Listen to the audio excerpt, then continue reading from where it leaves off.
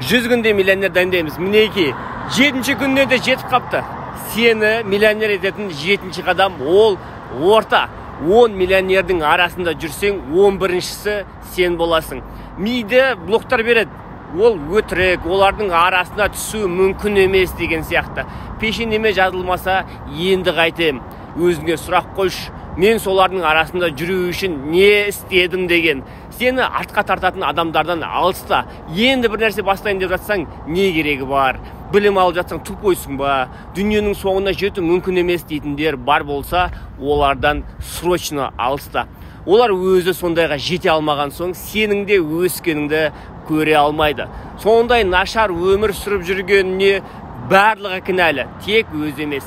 Мен де жетістігімді көре алмайтын адамдар жеткілікті. Біреу инфо-цыган дейді, чиви түсіріп алып дейді, ескі машина мініп алыпты дейді. Хотя олар менімен жолықпағанда. Сенде де онда адамдар көп болады. Адам қазақ атқа мінгеспе, мінгескен соң артым ауырды деме деген осыдан шыққан. Сондықтан да олардан алыстап жатқанда неше түрлі әңгіме кетеді. Дайын бол. Комментке сондай таныстарың бар ма? Жаза кет. Ертең көрсеміз.